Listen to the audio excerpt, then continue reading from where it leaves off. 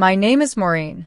It's been 6 months since the court ruled in my favor, and my son and I are now living in a small, sunny apartment.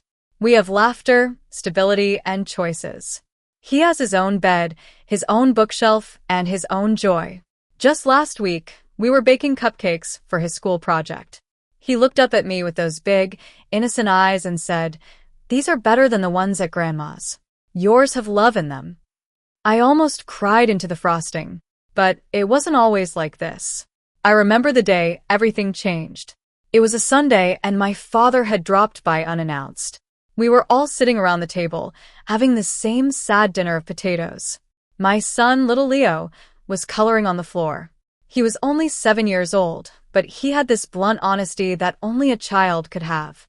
Suddenly, he piped up, "At home, we only eat potatoes because Daddy gives all his money to Grandma." My fork froze in mid-air. My husband, Ryan, his face turned as pale as a ghost. He tried to brush it off, saying, "Let's talk about something else."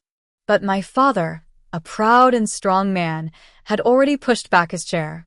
He was a man who believed in standing up for what was right, not wallowing in self-pity. "Get ready," he said to Ryan. "We're going to your mother's house." And with that, they left. An hour later, they came back, and the atmosphere was thick with silence. My father's jaw was clenched, and Ryan looked like a scolded child. My father handed me an envelope. I took photos. I recorded everything she said. My hands were shaking as I asked, "What did she say?" "She laughed," he replied, his voice tight with anger. "Said it was her money. Said Ryan owed her for raising him. That if her grandkid wants better food, he should get a job." I felt my knees give way, and I sank onto the couch. Ryan just stood there, silent. He didn't defend his mother, and he didn't deny what she'd said. My father looked at him with disgust. "You're not a man. You're a shadow. And shadows can't raise children." Then he turned to me. "You've suffered enough. I'm calling a lawyer tomorrow. You're done paying the price for someone else's guilt." I didn't realize I was crying until I felt the tears hit Leo's hair. It was the first time in 4 years that someone had stood up for me and didn't back down. The next morning, Ryan was gone. No note, no explanation. Just his clothes missing and his phone off. My father wasn't surprised. Cowards run when cornered. "Let him," he said. I was seething with anger. I had wasted years cooking for a man who gave every single cent to his mother, a woman who despised me. Ryan's mother, Mrs. Thompson, was a controlling and manipulative woman. She once told me that I was a gold digger who had stolen her son. And now, she was stealing our money. I had always been silent, swallowing my anger like I swallowed the cheap food we could afford. But not anymore. My father took me and Leo To the lawyer that day. He had gathered every piece of evidence I had kept out of guilt and habit. Bank statements, screenshots of messages where Ryan begged me not to confront his mother because she's family, and food receipts that showed how little we were able to buy. The lawyer nodded slowly. "Good news. If he's abandoned the home and you file now, we can freeze assets. That includes the joint account he's been funneling to his mother." A fire lit in my chest. For once, it wasn't burning me with self-doubt. It was burning a path forward. 3 days later, Ryan came back, not alone. He brought his mother with him. Mrs. Thompson walked in like she owned the place, her nose scrunched up in disgust as she looked around our living room. She saw the lawyer's envelope on the table. "You think some paperwork changes anything?" She sneered. "You're a guest in this family." I looked at her coldly. "No. I'm the one who paid rent for 8 months when Ryan was short.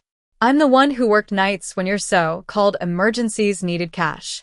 And I'm the one whose child just told the truth." Leo stood behind me, holding my father's hand. "You don't scare me anymore," I added. She lunged at me, but my father stepped between us. "Touch her," he said, "and we'll add assault to the list." She laughed, thinking we had no case.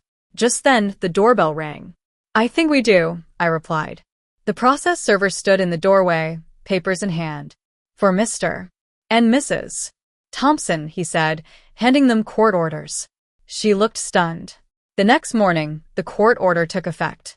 A financial freeze was placed on our joint account, the same one Mrs.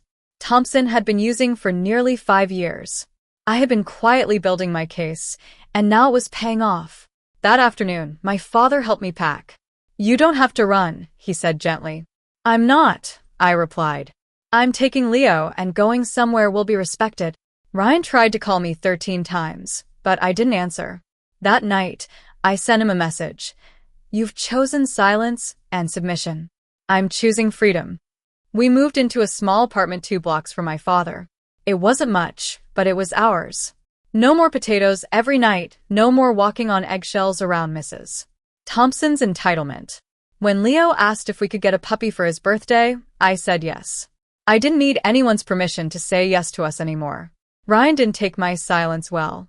3 days later, he showed up at my new apartment, holding a sad bouquet of wilted flowers and wearing the same shirt he'd had on the day the court order came through. "I just want to talk," he pleaded. "We can fix this." I didn't open the door. My father had seen him coming and stood beside me, arms crossed. "You can talk to your lawyer," I said through the door, "or to the judge at your next hearing." He shouted that I was tearing the family apart, but I replied, "I'm just refusing to keep pretending it's whole." Later that week, I heard from Ryan's sister, Lily. She was the only one in his family who had ever treated me like a human being. She told me the full story. Mrs. Thompson had been receiving $1,200 a month from our account for almost 5 years, all without my knowledge. She called it repayment for raising Ryan, but Lily said bitterly, "You were the one doing all the work." She just wanted her cut. I thanked her. I finally had the last piece of the puzzle, and I knew exactly what to do with it. I filed the final piece of evidence through my attorney. It wasn't just about the hidden payments anymore. It was about decades of control masked as loyalty to family. The court date was set. When Ryan walked into the courtroom, he still had that air of confidence, thinking that women don't leave, that mothers don't speak up, and that wives forgive if you say sorry enough. But I was ready. I stood up and read my statement aloud. "I was not married," I said. "I was indentured." I listed every month I'd worked overtime while his mother collected my money. I detailed the emotional abuse, the belittling, the name calling, and the twisted idea that I should be grateful for a roof while he emptied our account. The judge didn't interrupt once, and neither did Ryan. When it was over, the court ruled in my favor. I got full custody of Leo, no financial obligation from Ryan, and a restraining order for Mrs. Thompson. As I walked past Ryan on my way out, he whispered, "This is war." "No," I said. This was survival. The war ended when I stopped playing dead. And now, as I look at Leo, playing happily in our little apartment, I know that I made the right choice. I don't need revenge. The justice is in rising with my child without the people who hurt us. Sometimes, the loudest payback is the sound of peace.